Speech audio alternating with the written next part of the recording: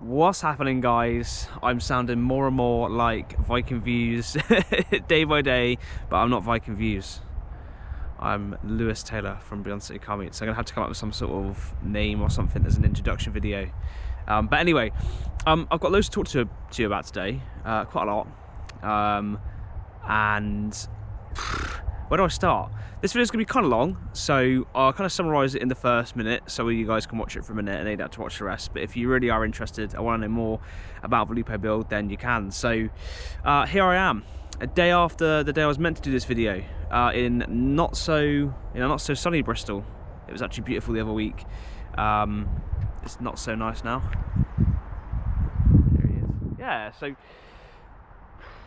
today I'm going to run through with you what I've done in the week, 8 days of owning the Lupo, and I'm going to run through in detail all of the different modifications done to the vehicle, and then I'm going to speak about some of the future plans. So I'm going to break it down really quick so you guys know what is coming up. Let's go. So what have I done to the Lupo? Not a lot. As you knew from the last video, the windows have been tinted. I've finally got some window deflectors which don't really fit very well, but they are on there and hanging out well. Also got a sun strip, and I think that's literally it at the moment. I've taken the wheels off and painted the calipers up because they were red and pasty, so they're all done. And I've also had to put a new set of pads on one corner because they were quite worn out. You should do both, but it's still pretty well balanced and brakes fine. So that's what I've done so far. Oh yeah, and I got rid of the massive ass aerial for a stubby little one, so I'll run through those as I go around the car. But as it stands, that is all I've done so far. So the first thing to mention, these wheels, they look awful. Someone's shouting at me, I think. They look awful. Someone's shouting at me. Sorry. He's still shouting, I don't know what he said. These look like plates. I don't like them. These are actually decent. They're very warm, I would say, for the age, but these are compomotive. These are 15-inch. They're really nice. I think they're okay. I don't really rate them too much. I think they're okay, but these are going for a set of new wheels. So I just thought I'd mention that in the next week, 10 days, something like that. Maybe 2 weeks at the most. These are going to be going. The tyres are going to be staying, but these are going to be going for a new set of 15-inch alloys. And the idea is to wear through these Nankangs because they're average. I mean, they can't really handle the power, but they're okay. They could be worse. They could be much worse. So I'm going to wear these through, and these are going to go for a fresh set of alloys. And I'm going to get a fresh set of tyres. And I'm going to probably jump up to a 50 profile because of how close we are to the ground. You probably haven't noticed as well, I have lowered it a bit. Got about 2 fingers here on the front. The back is about the same as well now, although as it's sat in the video, it looks a bit higher on the back, so how it's parked. But yeah, it's looking all right. So I'm going to run you through some of the modifications on this. You can flick off now if you're not so interested, but we're going to do the whole lot. We're going to do cosmetics as well as modifications. So we're going to start with the car itself, and then we'll go in the engine bay at the end and speak about more of the performance stuff at the end, so you can see what cosmetic details will be done on this vehicle to make it different. So obviously we've got the wheels. They will be changing soon. I'll keep you posted on that. That'll probably be the next video. At least you've got an idea of what's going to come next. So it's got a bad boy bonnet, which I think is freaking awesome. So if you didn't know, obviously the normal Lupos, they will not have this over the headlights here. It will be a normal cutout to reveal the whole light. Also, we've got these bonnet vents, which are actually functional. As you can see, this one actually was hanging off. I had to stick it back on. But I think just the bonnet alone gives such a nice look to this car. It is lovely. They've done a decent job here as well. They've smoothed over what was, I think, the indicators on these. I'm not too sure what they are. You can't see the marks, but this is what happens when you fit in these. The recess does appear. I like the look of this bumper with that smoothed over. I think it looks really, really good. And then we've got the debadge grille. A little bit, not such a fan of this bit here. I did think it's just how it's fitted from stock, but I do love the debadge grille. It looks really, really, really awesome. And that is it for the front end. It's been done really well. I think you'll agree it looks really good. In relation to my plate, I've got my BCO2M UK plate ready.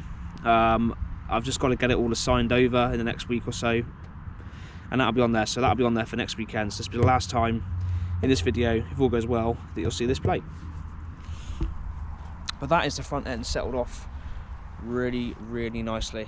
So coming on down the side, we've got these flowing indicators, clear lens. Actually looks quite good, to be fair. Finally have got the wind deflectors on. They're stick-ons, they're stick-overs. They don't go on too well, but I've got deflectors, so I can't complain. Sunstrip, as you would imagine. Come around to the side. We've got lovely tinted windows. You can see my face in there. Beautiful. Viking views, of course. Karen's worst nightmare, of course. And then round to the back. This one's been fitted with a GTI spoiler. Now, can you notice something that's different on the back, apart from the window tints and the exhaust? Probably haven't noticed it, but on the Lupos, I only didn't notice it the other day either. Normally they have a boot handle here and a key. Mine's been completely smoothed over, so non-existent. Obviously, bear in mind, guys, my car isn't very clean. You know me, during the week I don't tend to clean them, but that is the back. I've also de-wiped it. Need to clean it, but you can see that's been done. And we've got a little stubby carbon fibre wiper on there as well, like so. So small little things, they all have good touches to it. These rear lights, as long as the set is still for sale that I've been looking at, these will be gone within the next month for some darker ones, which is going to look great. I do like them, to be fair. Out of the stock, they look really nice. They fit the car really well. Coming down to here, I've still got my stupidly wonky tip. It is rather annoying. The diffuser on the back needs painting as well. It's pretty bad. But this is soon to be amended. I'm going to have this adjusted so it's straight. And at the same time, I'm going to have the exhaust tip larger and come out a bit more. So we've got a bit more girth. Who does not like girth, of course. But yeah, the back end is pretty sweet on this little motor. And we'll talk about the exhaust, the details with that soon. So another thing, this has been fitted with quite a fancy aftermarket, I think it's called like a silver line or something like that, system. So I use my key to stop and start the engine. The key looks bigger than like half the size of the car here. And then we've got this fob. So what this does when I lock it is it cuts off the, I think it cuts off something to do with the fuel pump, I think. And it has an immobiliser on there, as well as the stock, whatever there is on the stock. I don't think there is much, but obviously this was done because it was expected when you spend a lot of money on a car like this. It has had a lot of money spent on it, which you'll see as time continues. You will get one of these. So this has got a boot release, because obviously you're thinking, how the hell do you open the boot with no handle? So that is what that does there. But on the side here, we've got a locker. Start, obviously, open and lock. But if you hold it down, you can control your windows from it as well, which is something I don't think ever came from factory on any of the Lupos ever. It's just something you'll probably find on one of the higher spec or more expensive models out of the factory. So that is something, again, to add to the kind of modification list that makes this Lupo pretty damn different. So on the inside, we are stripped to the back. More of the builders to come for the back here. We've got no seats. And then we've got these lovely, I think these are the Lupo factory seats in the offset blue, which I think is really nice. They are pretty worn. But these will be going at some point in the future for seats, but they are more than enough. Well, they're not really enough, but they're comfortable. And they're all right for now. They're not very supportive. I mean, they could be worse, but they're all right. Nice little Lupo steering wheel. That's definitely going to be going at some point soon. Nice little Sony unit in there. Honestly, makes me feel about as old as I am, because it probably is about as old as me. And then we've got a boost gauge, and we've got a fan switch on here for when the car is getting warm, or to be fair, whenever you want to send it, you want that fan on, because otherwise I've experienced what happens. Your coolant turns into a kettle, your coolant flask. So yeah, pretty normal inside, but lots of room for improvement to come. There we are, lovely bonnet. Again, just to prove the vents are real, you can definitely see they are. It's got a nice little gas strut on there. It's just lovely to have. This, I haven't even touched or started on anything yet. Here is the engine, just to prove to you that there is a 1820 valve in there. I think this is an AUG lump, as far as I'm aware, which is a 150 out of the factory, which I think is used in the first in the first turbocharged GTI Golfs at the time. So yeah, this is the lump. This is just disgusting and raggedy. It just needs to be sorted out. I'm gonna have to get a new filter and potentially try and maybe make some way of getting this filter away from the engine, but I mean, there's literally no space in here at all, so I don't really know how I'm gonna play that game with that really, but this will be going at some point. I'm gonna get run over in a minute by some guy in some BMW. Hello mate. There. I've just realised I've got a smudge on the lens, which is gutting because that means all the video I've just taken is smudged, so I do apologise, but that'll be rectified now. So while we're talking about the engine, we're going to discuss all of the other modifications which are performance related. So down the back of it we have a, the camera's going to go down there, but down the back of there we have a hybrid turbo, a KO3S hybrid I think, as far as I'm aware. This is mapped on, who knows, we don't go by stages, let's say. So this is mapped up to 235 at the moment. The engine could do a lot more. It's quite a safe tune with the turbo that's on it. With a pop and bang map, so it does overrun quite a bit, which I'm umming and ahhing about. What do I do? What do I want to do? The plans with the engine are to probably make it a little bit more reliable on power, look at the intercooler, look at the cooling system, maybe look at some sort of MEF injection, and then maybe try and push us up to somewhere more towards the 250, 300 mark. But then at the same time, I need to get newer tyres first and see whether the grip levels are just enough to even, you know, are even worth it. I don't think they are at the moment, but we'll see. You can see the previous owner's been enjoying himself with his gold tape. So yeah, this engine's sticking around 235, which is a lot in a little car. It is mind-blowingly insane. It's actually quite ridiculous how fast this thing is. It has got a forged dump. Atmospheric, as far as I'm aware. It sounds freaking awesome.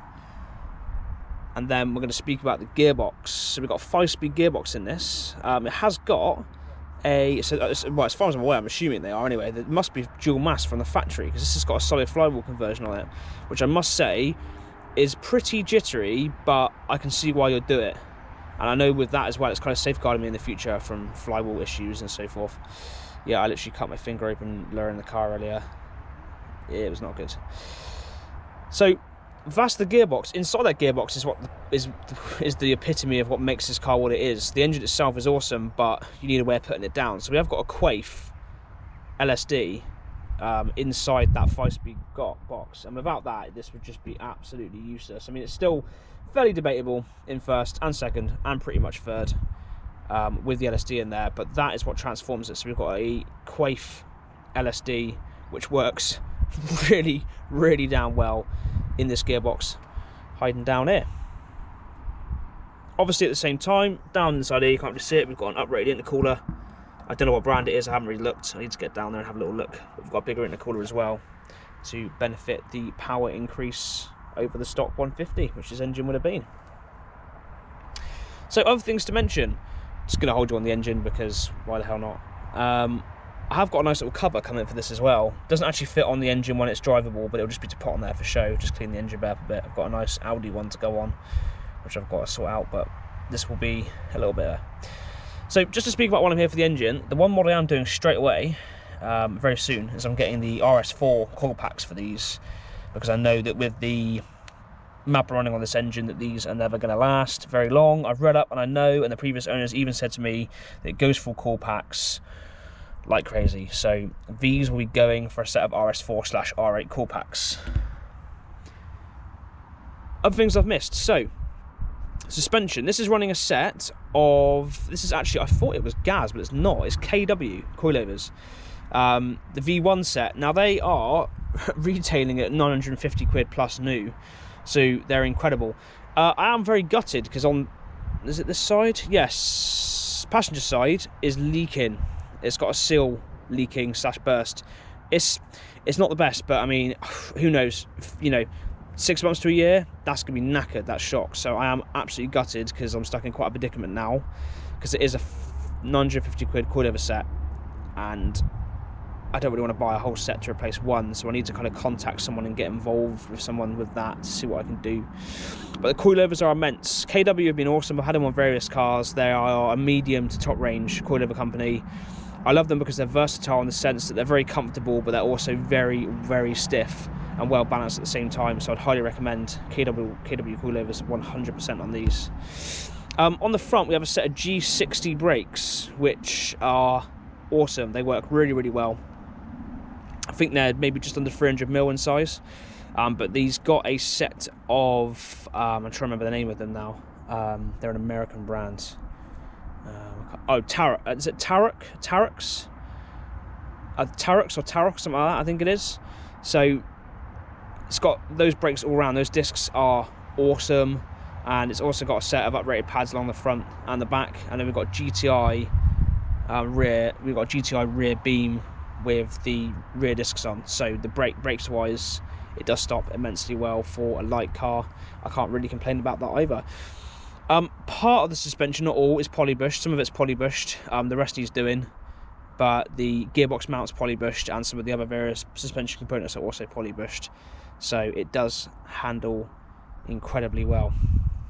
But that is it for the engine as it stands. I've got more plans with this, not to go crazy power, because to be honest with you, even as it is now, it's still probably a bit too much for what the tyres can handle at the moment. But once I've done more front suspension upgrades, and I can get some wider tyres on that and better tyres, then maybe we can suss out whether it's worth upping the boost. Or potentially I could look at getting a map where I could have it torque vectored in the first couple of gears, so we don't have so much spin, and then have it pile on through the upper gears. I don't really know, but it's probably going to go to a specialist, maybe Avon Tuning, someone like that, to be looked at, to see what we can get out of it performance wise. And like I said, I'm unsure about that pop and bang map, really, what I'm going to do with that. I don't know, but we shall see. So there we are. That is a video, a quick video. I tried to make it as quick as possible, running through a bit more about the Lupo, what some of my plans are with it, and how much it's changed in the first week. Do you know what? It hasn't changed a lot, but I've definitely, you know, improved it and made it my own in my own personal way so far. I'm definitely going to be looking at what performance modifications I can add to this, although, to be honest with you, there are so little to do because it's all been done. There's only so much I can really do with this car now to make it any more efficient than it already is, because it is insanely quick. And I'm not just saying this, you know, like the whole kind of like Honda Civic guy, yo, my car's fast. I'm not joking, it is just ridiculous. The amount of cars I've kept up with in this is just insane. And, you know, I've owned this car a week, and do you know what? I'm loving every day. I don't think, I've genuinely said to myself, I've sold a lot of cars in the past for various reasons, some of which are ridiculous and some of which are fairly genuine, but I feel like with this car, I'm never ever going to get bored of it. It's just one of those cars you drive every day and you're just never ever bored of going out. It's just a combination of the performance and I guess just the amount of people you surprise in it is just ridiculous. So, I actually forgot to mention one thing, the exhaust. So it's actually, it looks like, I haven't measured, but I reckon it looks like it's a 3.5 pipe the whole way through. It's ridiculous. It is a thick exhaust. Because of the fitment of the engine, it's a D-cap. There's no way you're going to fit a cat in there. It's just, there's just no way. It has got a centre res. It's quite a large centre res, to be fair. I'd probably class it as a small silencer, but it's got a centre res. It's not a silencer. It's centre res.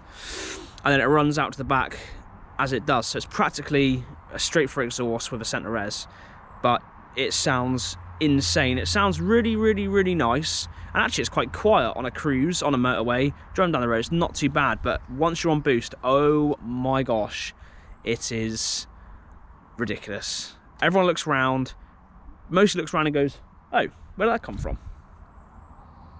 Can't see a car that made that noise.